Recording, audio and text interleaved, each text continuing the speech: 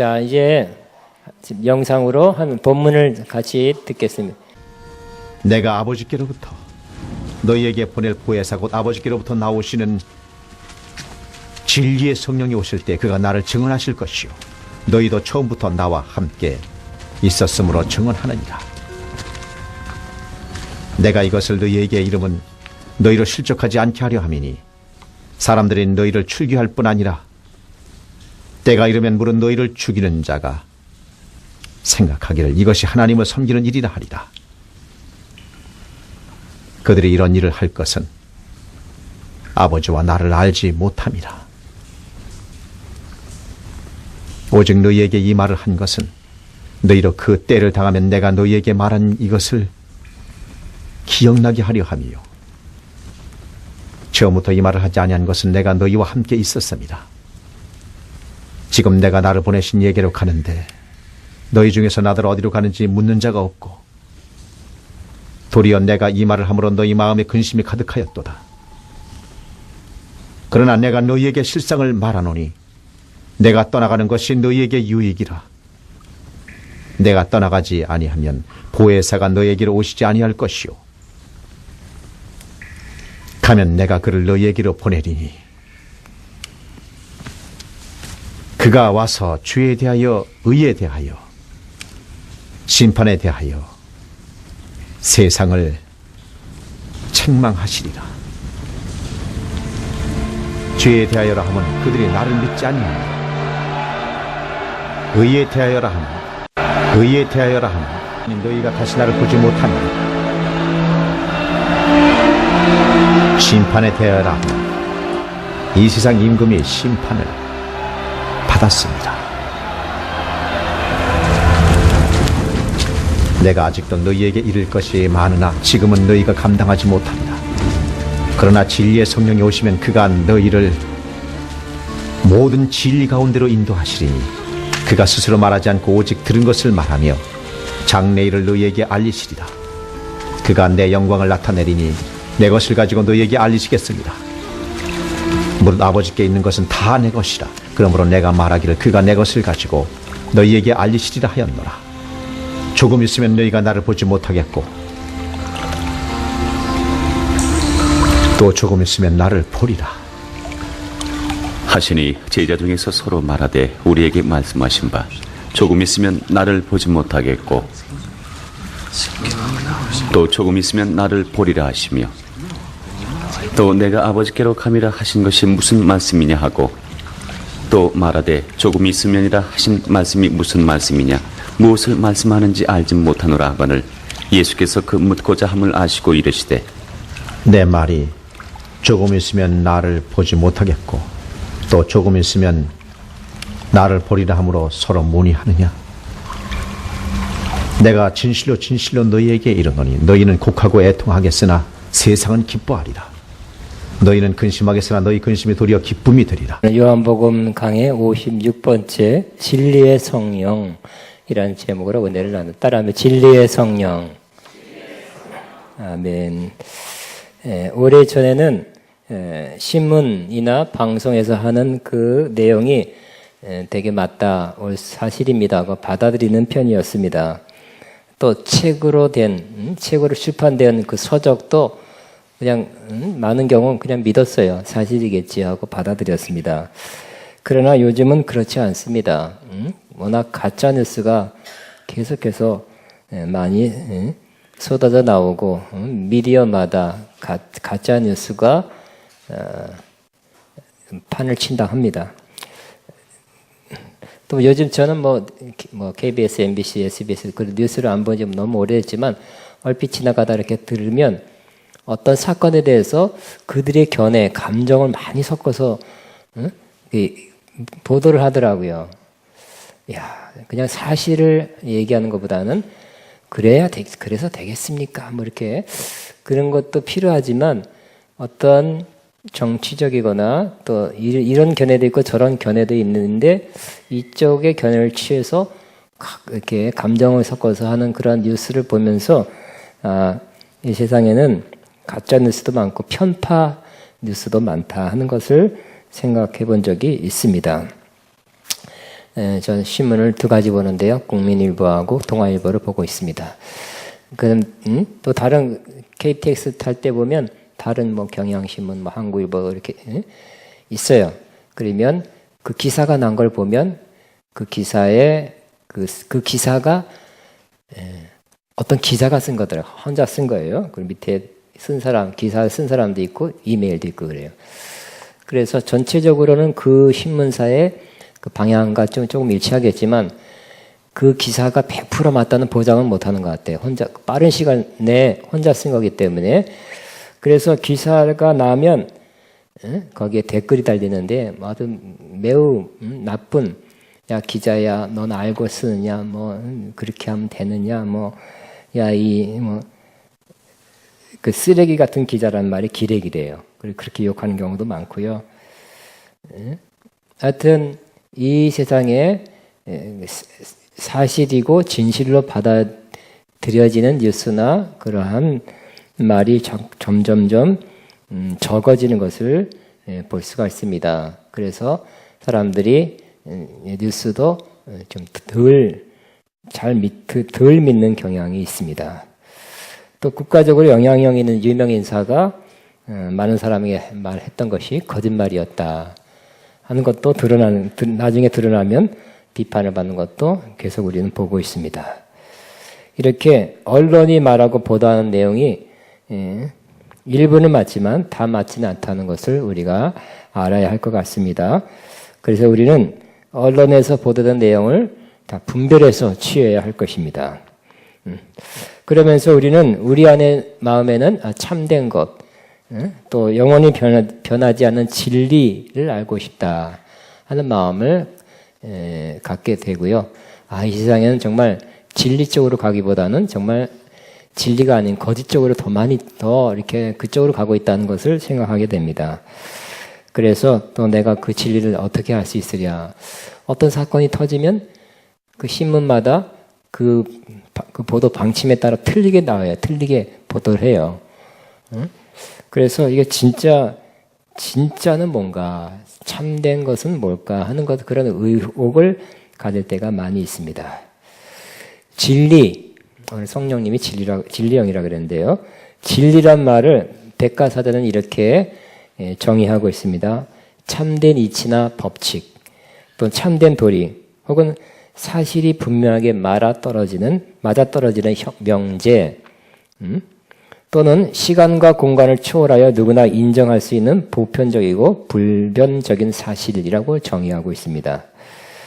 그렇지만 누구나 인정하고 보편적으로 다 그렇게 알고 그렇게 믿고 있다 그래서 반드시 진리는 아니라는 것입니다. 예를 들어서 약 2700년 전에 옛날에는 사람들은 지구가 평평하다고 믿었답니다. 그래서 육지 다음에 바다인데 바다 끝에 가면 어떻게 될까요?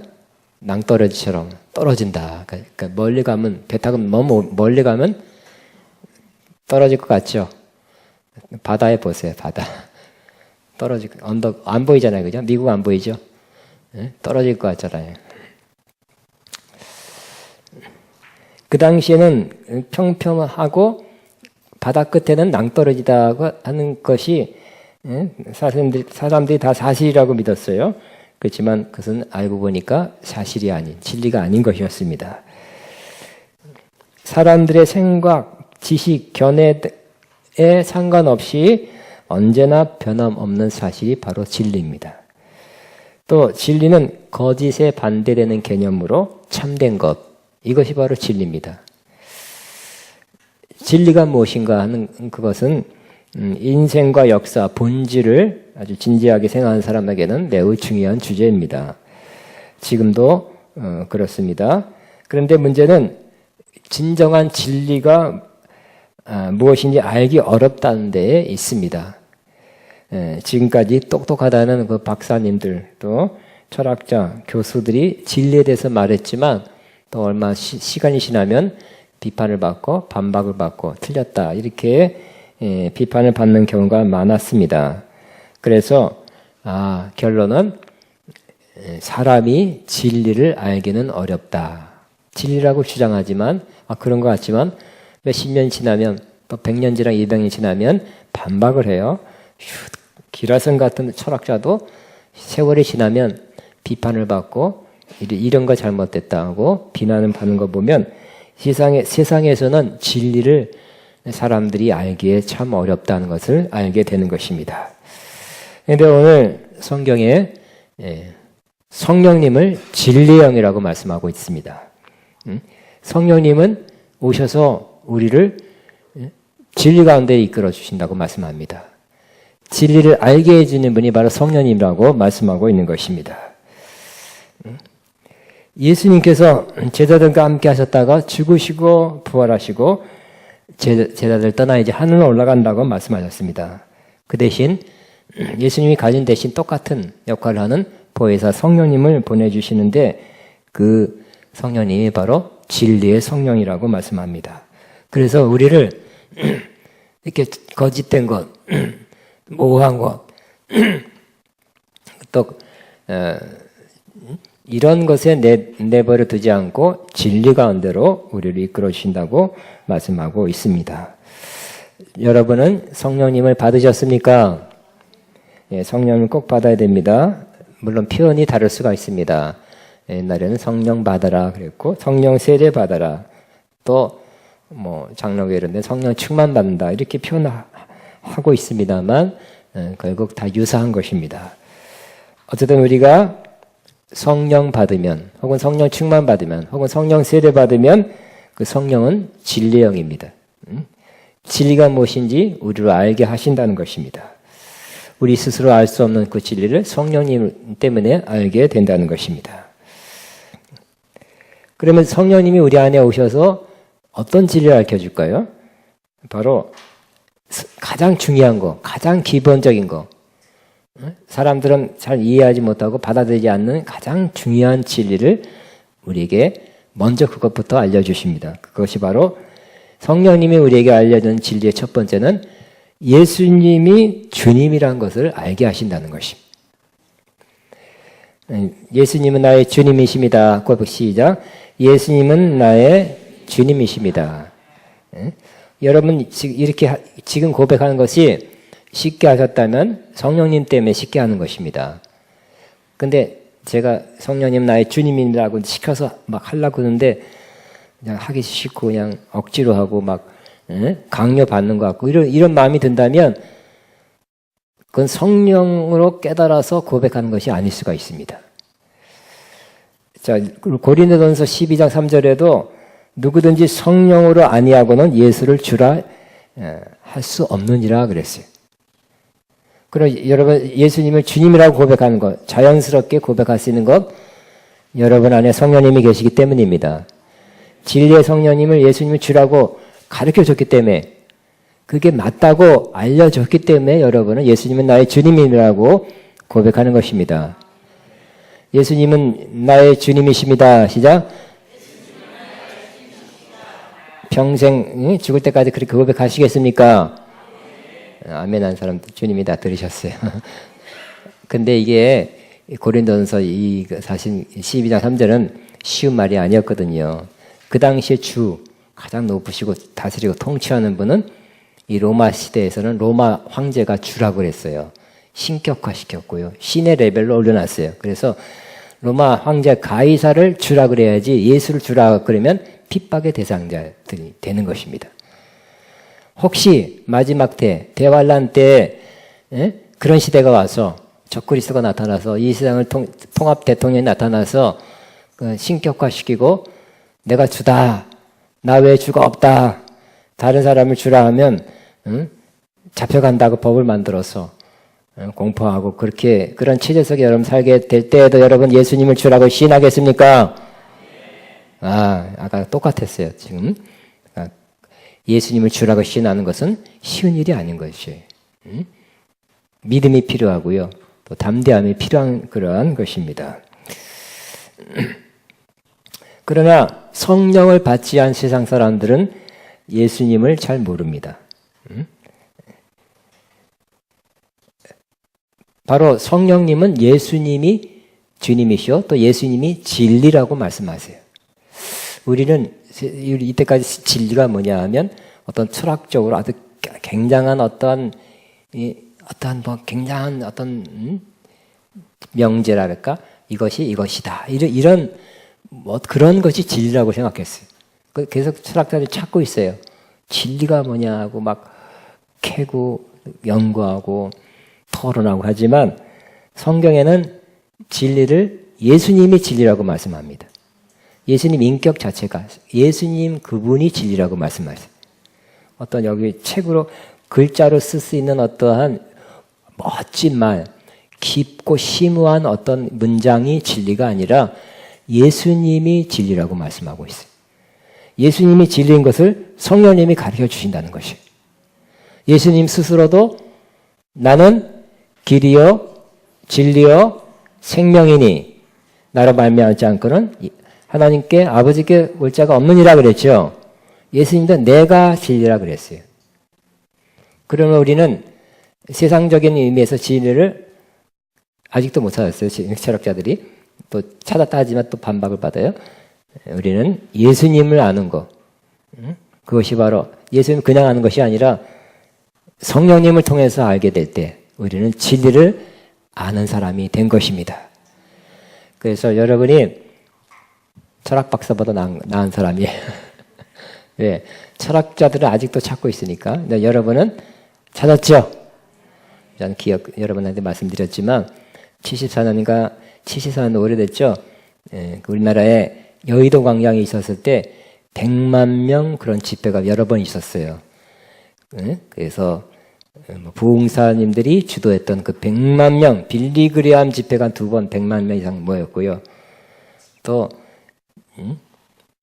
74년대 엑스폴로 그 CCC 중심으로 김진곤 목사 중심으로 100만 명 집회 때가 있었는데 그때 광고하고 홍보하면서 가방이나 스티커에 뭐라고 적혀냐면 나는 찾았네. I found it.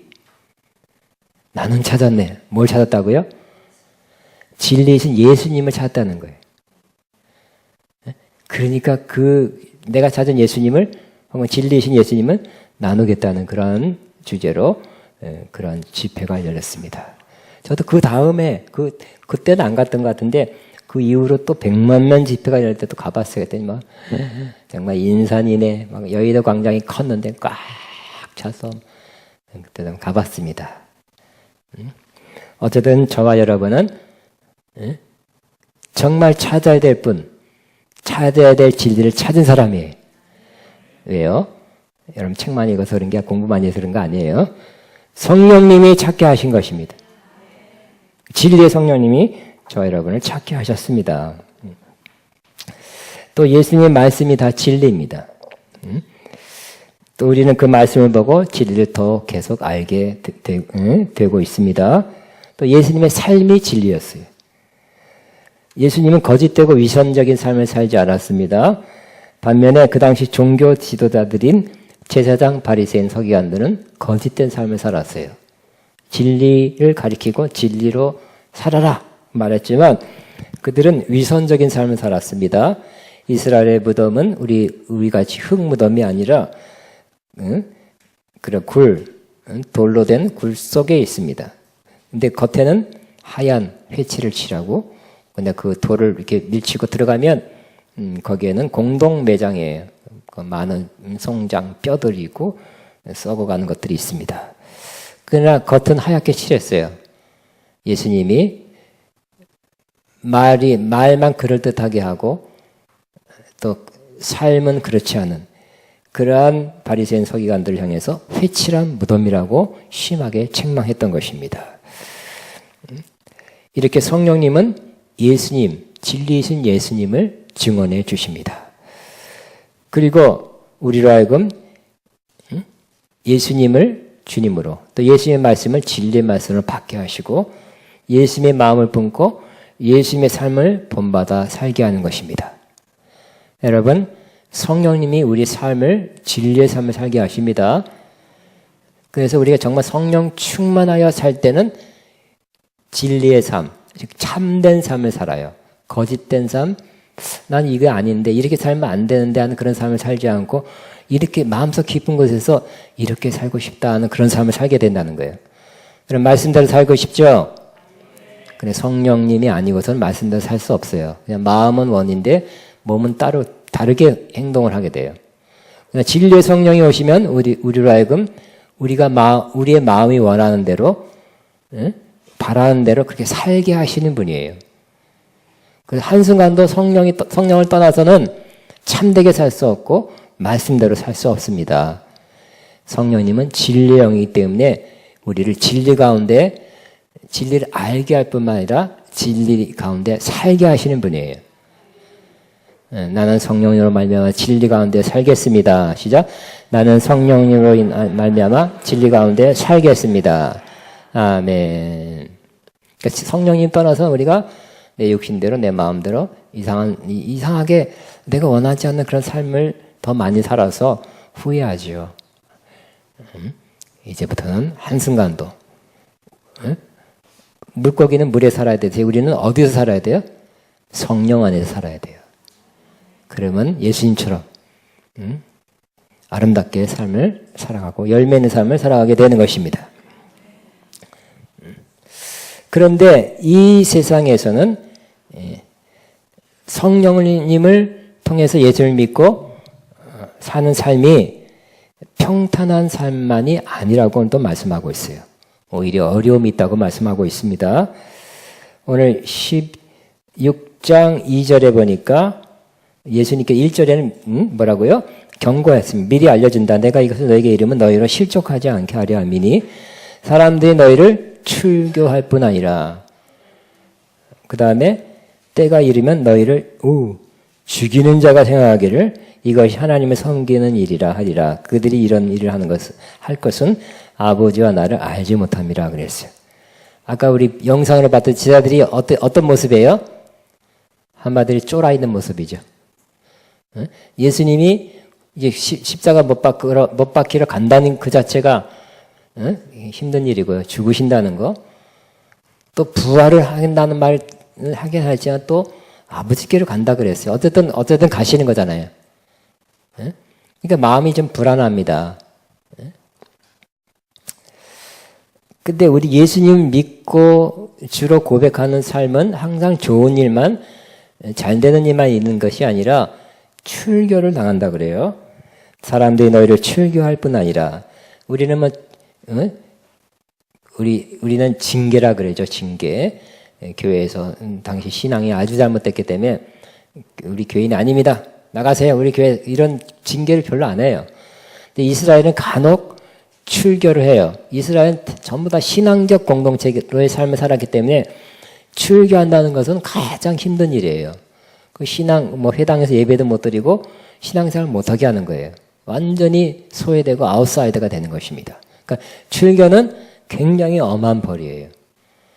그런데 예수님 믿는 사람을 출교시킨 때도 있을 수 있다는 거예요. 그러니까 출교는 누가 시켜요? 유대인들이 시킨다는 거예요. 유대인들은 자기들이 믿는 신앙이 옳다. 그래서 예수님 믿는 사람들을 옳지 않다. 그래서 출교시킨다는 거죠. 그러니까 구별되는 거예요. 구분되는 거예요. 또 심지어는 죽이는 일도 있게 될 거래요. 때로 어떤 사람은 우리의 믿는 신앙, 예수님 성령을 통해 예수님 믿는 신앙을 갖는 사람을 어떤 사람을 죽여서 순교당하게 하는 일도 있게 될 것이라고 말씀하고 있습니다.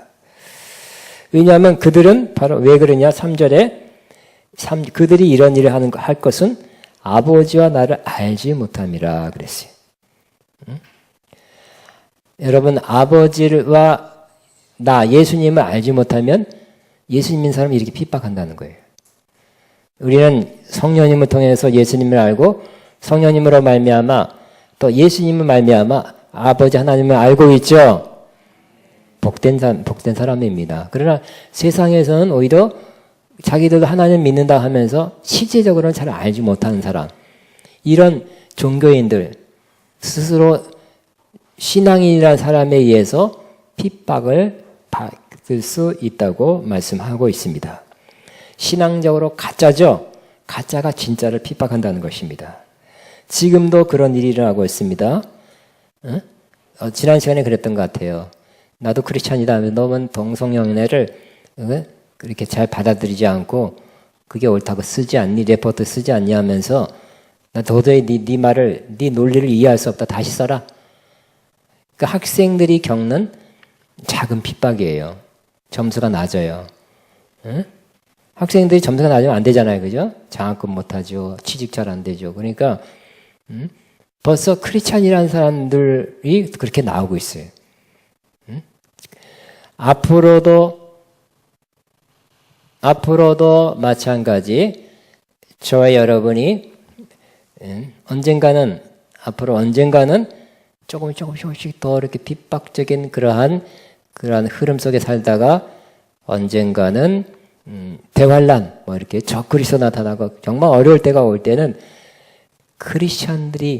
크리스찬이라고 말하는 교회 다닌다고 말하는 사람들에 의해서 진짜 믿는 사람들이 핍박을 받게 될 것입니다. 아마 신문이나 텔레비에 신학 박사, 신학대학 교수, 무슨 기독교 무슨 연맹 회장 이런 사람들이 나서서 당신들이 예를 들어서 뭐 동성연애뿐만 아니라 믿어야 된다, 정부에 협조해야 된다, 이상한 법을 만들었는데 그걸 따라야 된다고 그렇게 막 북돋으면서 핍박을 하게 될 것입니다. 우리는 그것을 미리 우리 알아두면 좋을 것 같습니다. 마음의 준비를 해야 될 것 같습니다. 믿지만 믿는 것, 실상은 제대로 믿지 않은 사람들이 제대로 믿는 사람을 핍박한다는 거예요. 항상 그러죠? 기독교 역사, 성경에도 그랬어요. 오히려 야곱이 에서를 핍박해서 에서가 야곱을 핍박했습니까? 성령의 사람이 안성령의 사람 핍박했습니까? 안성령의 사람이 성령의 사람 핍박했습니까? 성경에 나오죠. 그래서 오히려 성령 받으면 참 좋은 거지만 절대적으로 좋은 거지만 성령 받지 않는 사람이 성령 받은 사람 핍박하는 것처럼 예수님을 제대로 믿는 사람들을 제대로 믿지 않는 사람 핍박한다는 것을 기억해야 할 것입니다. 그러나 이 진리의 성령이 오시면 이 세상에 대해서 세 가지를 책망하신대요. 내버려 두시는 것이 아니라 세 가지를 책망한다고 말씀합니다. 10절입니다. 8절부터 같이 있습니다. 자, 7절부터 읽겠습니다. 그러나 내가 너에게 실상을 말하노니 내가 떠나가는 것이 너에게 유익이라. 내가 떠나지 아니하면 보혜사가 너에게로 오시지 아니할 것이요 가면 내가 그를 너에게 보내리니 그가 와서 죄에 대하여 의에 대하여 심판에 대하여 세상을 책망하리라. 죄에 대해서라면 그들이 나를 믿지 아니하며 그랬어요.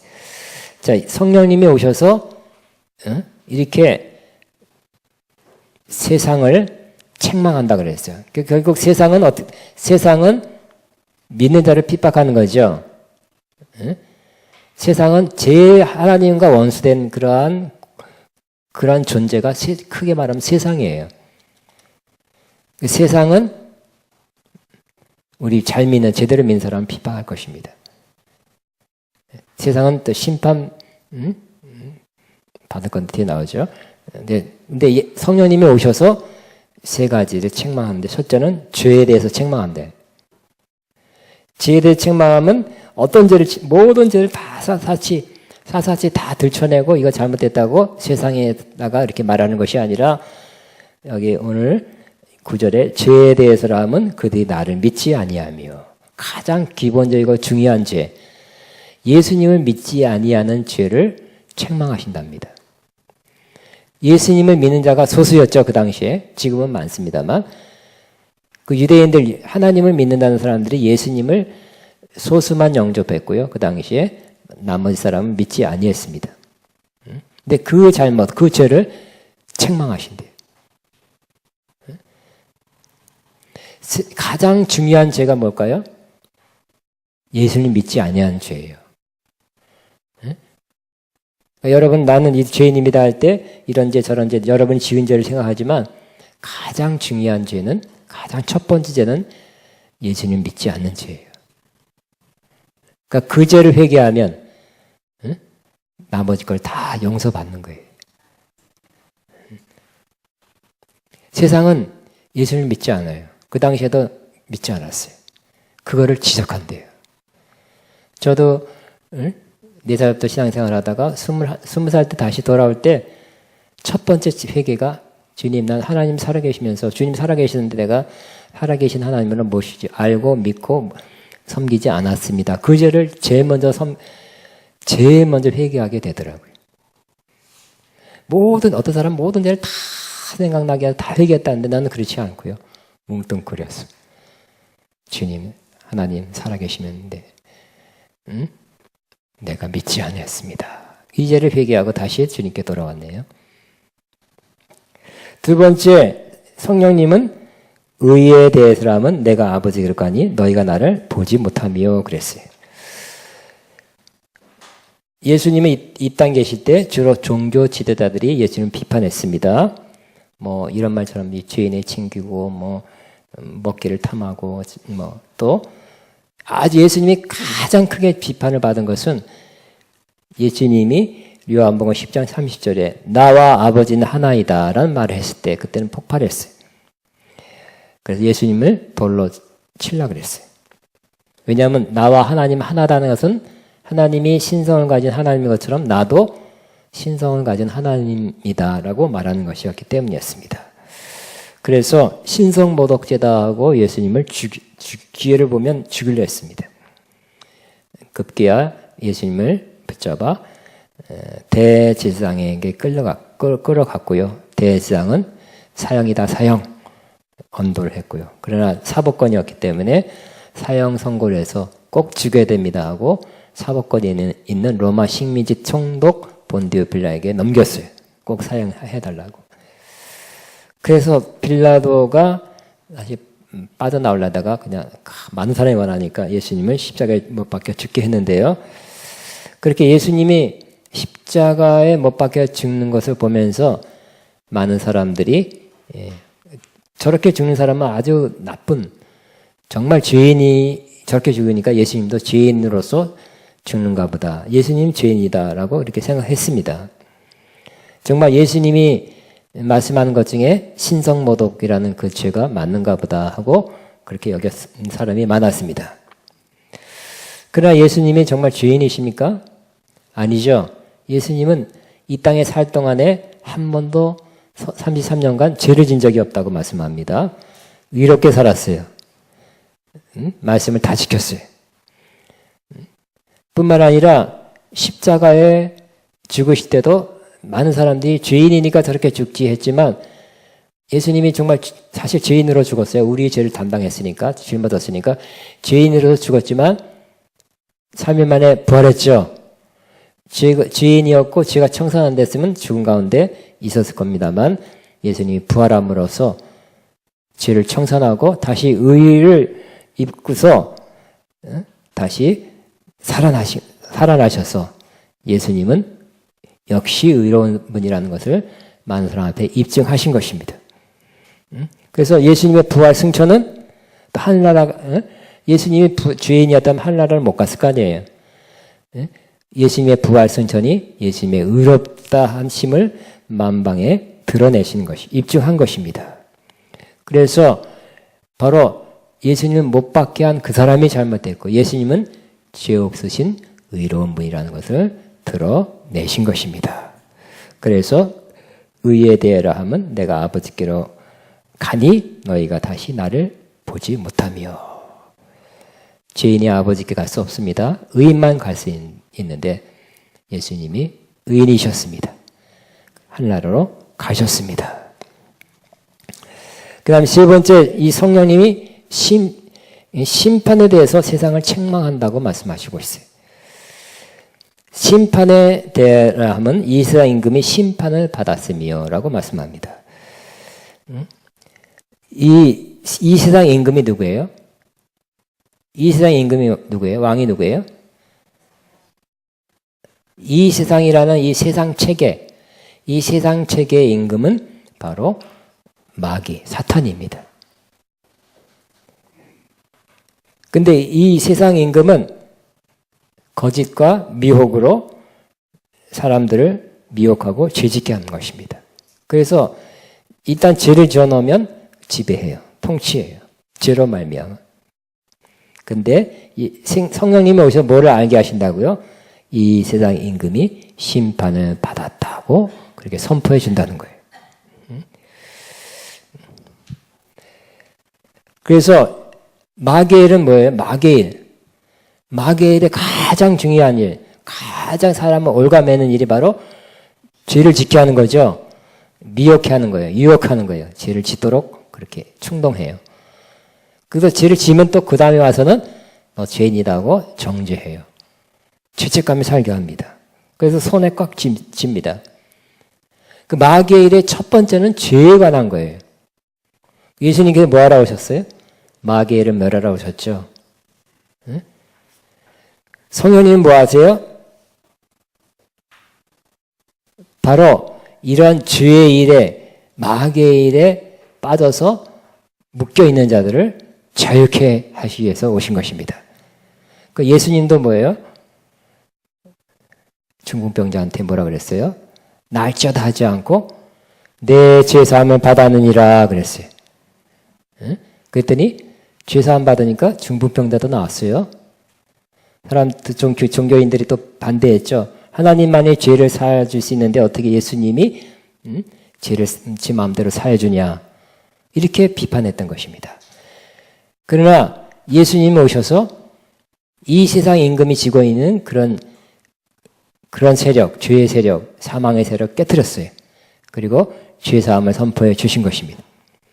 성령님도 오셔서 우리로 하여금 이 세상 임금이 심판받았다는 것을 깨닫게 해주면서 바로 예수님이 계시면 사탄은 심판받은 존재로 물러가야 되고 예수님 안에서 지금 여기서부터 죄사함 얻는다는 것을 알게 해 주시는 것입니다. 그러므로 우리는 죽어봐야 내가 죄사함 받아 천국 갈지 아는 것이 아니라 지금 여기서 죄사함 받았으며 이미 천국 갈 존재로 정해졌다는 것을 알게 되는 것입니다. 여러분 죄사함 받았습니다. 죄사함 받을 것입니다가 아니라 이미 받았습니다. 또 마게일은 뭘까요? 이 세상 임금은 마게일은 또 병을 갖다 주고 귀신을 막 보내죠. 그러나 예수님은 귀신을 쫓아내고 병을 고쳤어요. 왜? 예수님은 이미 마귀가 심판받은 것을 심판받게 하셨고 심판받은 아셨기 때문에 그런 사람들을 자유케 하신 것입니다. 그러므로 우리 아가페 영광교회에서 여러분에게서도 결국은 사탄이 갖고 있는 귀신을 보내고 병을 가까운 이런 세력을 여러분이 이미 심판받았다는 걸 믿으시고요. 마귀는 이 세상은 질병과 악한 영을 보내지만 예수님은 치유와 회복을 보낸다는 사실을 믿으시기 바랍니다. 그래서 주님이 계신 곳에는 그런 것들이 물러가야 돼. 없어져야 돼요. 주님의 임재가 있는 곳에는 뭐죠? 거기는 모든 것에서 자유한 거예요. 어떤 미국에 굉장히 치유가 많이 일어나는 그런 교회에 어떤 목사님이 설교하기를 거기 미국에도 참 암 걸린 사람 많으니까 성령의 감동을 따라서 그 교회의 어떤 부분인가를 캔서라는 것은 암이거든. 캔서 프리 존. 암에서 자유하는 구역으로 선포했대요. 여기서 예배드리고 여기서 기도받으면 암은 떠납니다. 그렇게 선포했답니다. 우리는 그런 건 봤죠. 금연구역이라는 건 많이 봤죠. 담배 피지 못하는 구역이라는 봤지만 암이 낫는 구역이라는 걸 봤습니까? 우리 아가평원교회도 암이 낫는 구역이 되기를 바랍니다. 여기서는 암이 낫습니다. 여기 병이 고쳐집니다. 여기 있으면 참 주님의 임재의 기쁨이 있습니다. 좋은 일이 있습니다. 묶임에서 자유합니다. 그러한 구역 되기를 바랍니다. 우리가 그냥 말만 하면 되는 것이 아니라 주님이 함께 하시면 그냥 되는 거예요. 성령님이 계시면 거기는 자유가 있다 그러잖아요. 그렇게 되는 것입니다.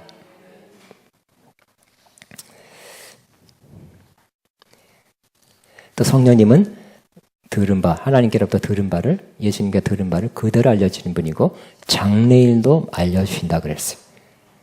우리도 장래를 아는 그런 예측할 수 있는 그러한 예지력이 있기를 성령님이 가르쳐줘서 그렇게 되기를 바랍니다. 그런데 마지막입니다. 자, 성령님은 우리에게 기쁨을 준다고 말씀합니다. 이 제자들은 예수님 십자가 죽을 때 잠시 예수님을 보지 못했어요. 또 예수님이 40일 부활 후에 40일 계시다가 또 하늘 올라가니까 또 예수님을 또 못 보게 됐네요. 어쨌든 불안합니다. 마음이 좋지 않습니다. 그런데 예수님께서 19절에 이렇게 약속했습니다. 조금 있으면 나를 보리라 그랬어요. 금방 짠 하고 나타나진 않았죠. 근데 조금 있으면 나를 보리라고 말씀한 게 뭘까요? 바로 예수님이 부활하고 승천한 후에 성령님으로 다시 오신 것을 말합니다. 성령님은 그리스도 영이라 그랬어요. 그래서 성령의 충만함 받은 사람은 예수님이 영으로 나한테 오셨다는 것을 알게 되고 예수님을 본 것 같아요. 여러분 성령 충만합시다. 주님이 여기 나와 함께 계신다는 그냥 알게 돼요. 느끼게 돼요. 하나님 보고 싶죠? 성령 충만하세요. 그럼 하나님 본 것 같아요. 마음으로. 그런 것입니다. 자, 예수님이 올라가셔서, 아까 십자가에 못 박힌 3일 동안, 또 예수님이 올라가셔서 이 땅에 안 계신 동안, 그때는 예수님이 함께 하지 않는 사실 때문에 제자들은 슬퍼하고 곡하고 애통했대요. 그러니까 예수님이 없으면 우리는 아무것도 아니죠.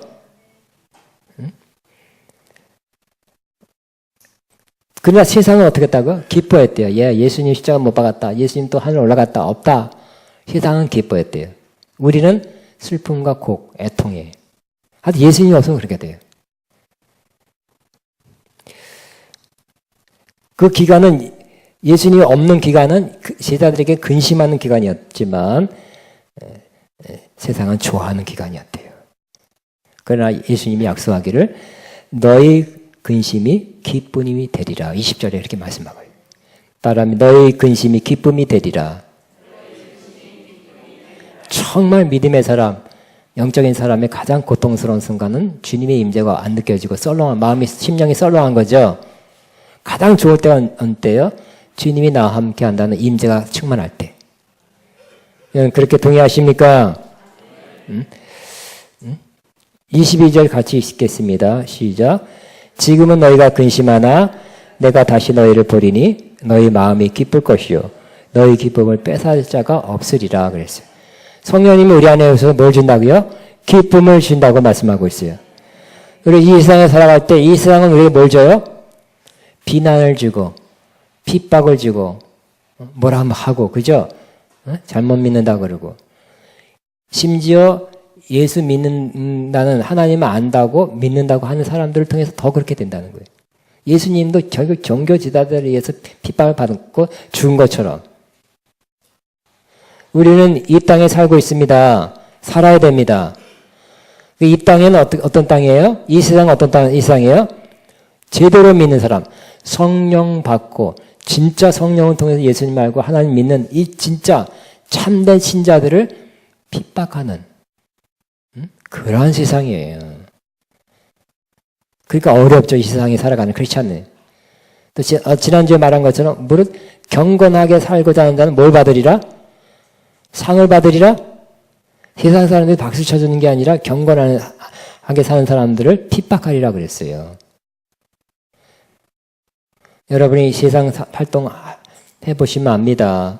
직장 생활 해보고 어디 보면 예수 믿는다는 것 때문에 칭찬보다는 눈치를 더 주고 뭐라 한마디 더 하고 앞으로 이제 법을 통해서 더 자꾸 제한시킬 거예요. 우리 정치인들이 시킨 대로 해라. 우리 국가법을 따르라 하면서 법이 자꾸 만들어지면서 그걸 자꾸 따르라고 할 거예요.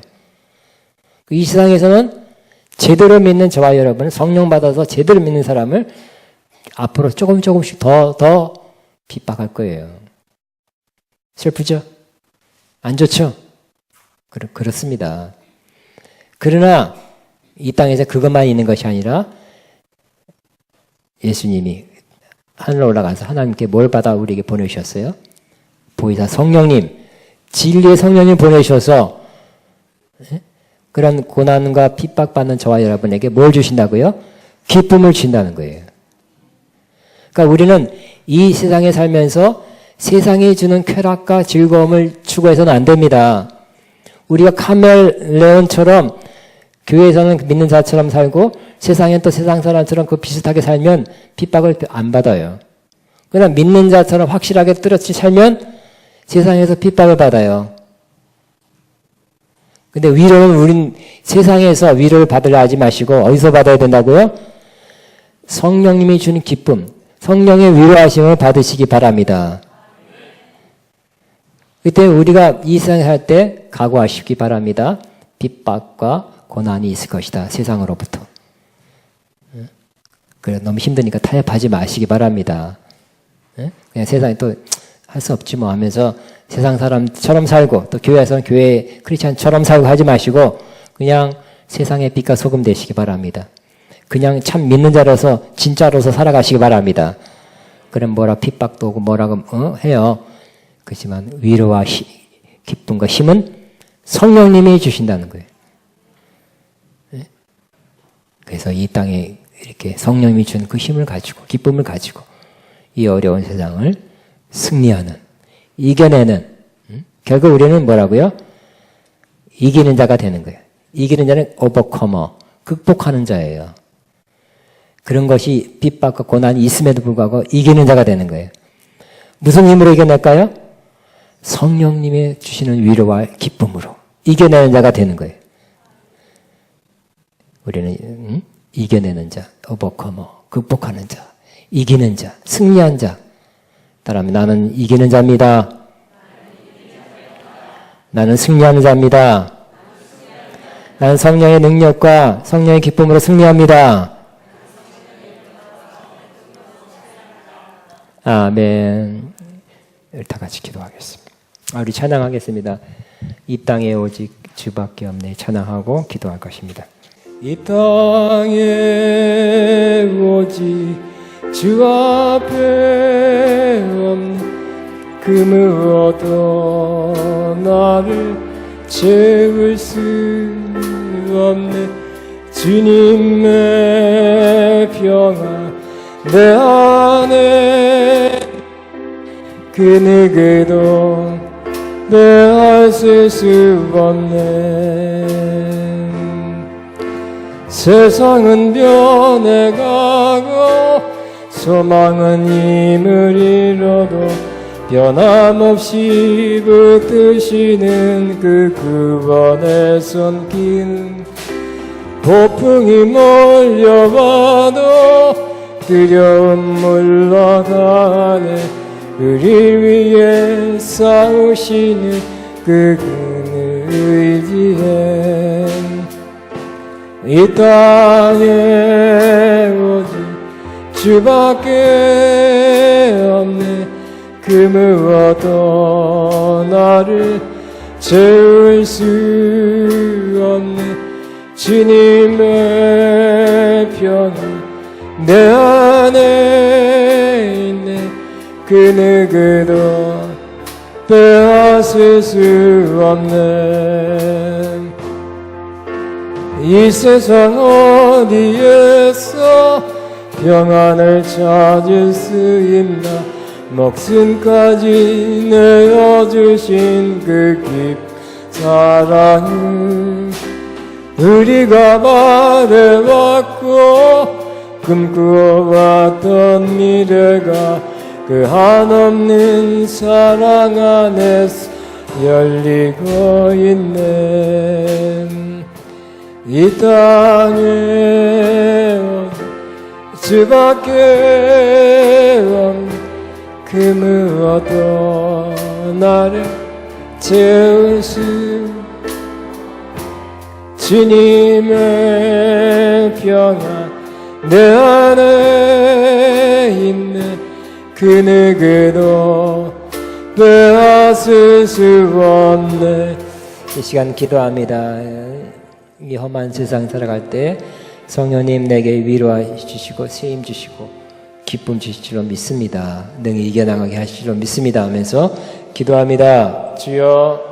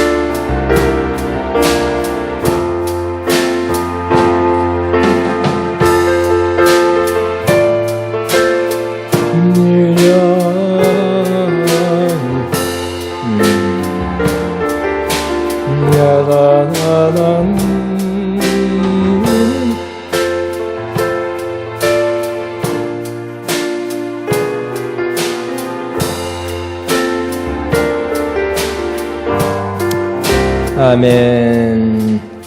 우리 이 찬양 다시 하면서 하나님의 예물 헌금 믿음으로 기쁨으로 드립니다. 이 에코가 들어간 것 같은데.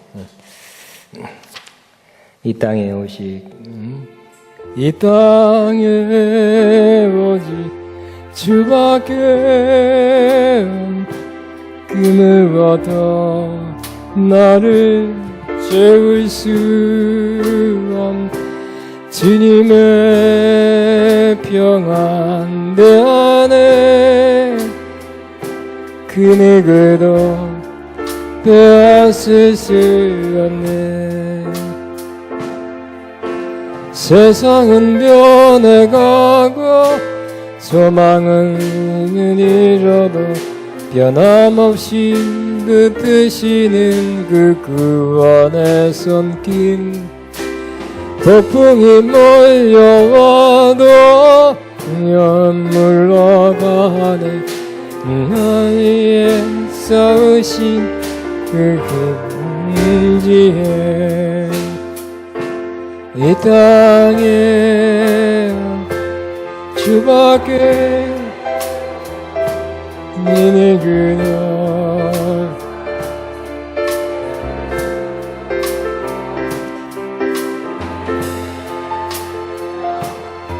내 안에 그 누구도 빼앗을 수 없네. 일어납니다. 이 세상 어디에서 평안을 찾을 수 있나. 목숨까지 내어주신 그 깊은 사랑을 우리가 바라봤고 꿈꾸어왔던 미래가 그 한없는 사랑 안에서 열리고 있네. 아멘. 아멘. 광고 말씀. 어버이질에 모든 어버이들 수고하셨고요. 또 수고하고 계십니다. 옆에서 한 사람은 수고 많으셨습니다. 어버이님 수고 많으셨습니다.